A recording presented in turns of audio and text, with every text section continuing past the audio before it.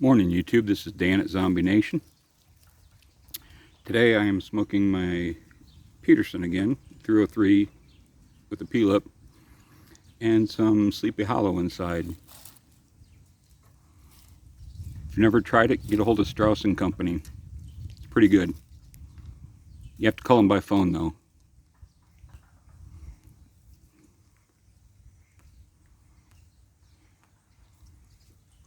Well, I'm going to talk a little bit about my time in Iraq. First I'll do a little, lay a little groundwork for it. I was in the Air Force for 22 years. I was an intel guy. And the Army was getting overworked on certain positions, so the Air Force augmented them. And one of the jobs was for intel, joining a team. It was called the Cryptologic Support Team, and we went over and augmented an Army unit. Well, I was one of the first to volunteer, but I didn't go on the first mission. I went on the second. I was a senior ranking enlisted person. We had 3 months of training prior to going over to Iraq. Sorry, this is kind of wet.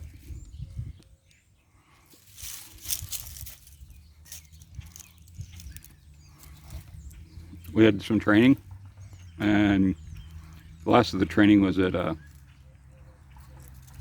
NSA in Maryland. From there we went over to Baghdad. But just to get to NSA, we had to pass a PT test and go through a lot of training ahead of time. So it took a lot of time, probably a couple months before the 3-month period of training. During that was a lot of physical training. PT, we call it in Air Force, you know, push-ups, sit-ups, running, all kinds of good fun stuff. We also went through some building clearing, building search, that kind of thing.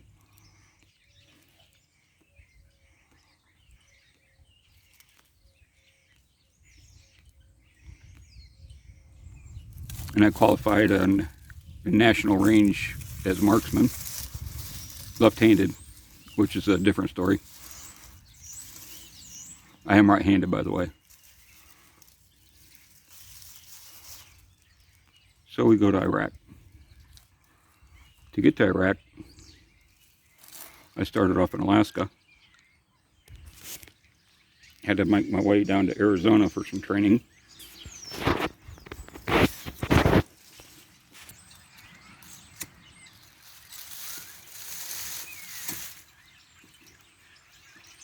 Then from Arizona we went to NSA, Fort Meade, Maryland. Stayed there for a couple months. Then we went over to, I believe we stopped in Germany, then down in Italy. Then we went from Italy to UAE, and from UAE to Baghdad. All that was sitting inside a C-130. You should look it up online on what a C-130 looks like when it's packed full of military personnel. It's packed. Your knees are actually in another person's crotch sitting across from you. When you get to the bathroom, you know, the funnel, you have to walk on people's legs just to get back there. So it's a fun ride. So we get to Baghdad, and we have some indoctrination into the place, get all of our briefings, and then we wait.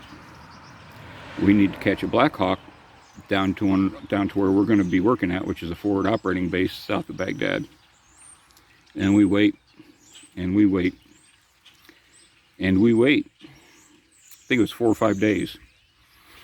We finally got a ride, got in the Black Hawk, and we were, I don't know how high off the ground we were, but we were buzzing rooftops of houses when we went over them, and villages. We were just skimming them. It was incredible. You could see the people on the ground plain as day. It felt like you could reach down and touch them. It was something. I wasn't expecting that. But anyhow, we landed our base, and it's nighttime. It is dark. We try to offload.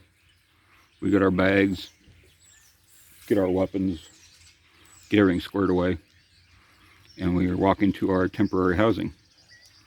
Well, in Iraq, it's really dirty and nasty, and when they do have the raining season, it turns into like a foot of mud and you can't walk. So the way they remedy it so you're not walking in mud is put about a 1 to 2 foot layer of rock everywhere.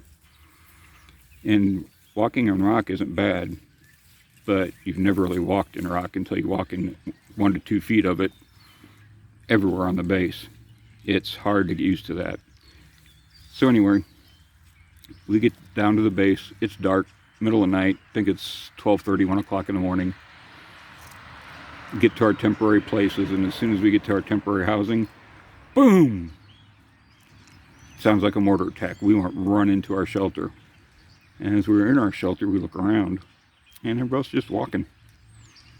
We later found out that was outgoing from our Paladins, which had 155 millimeter cannons on them.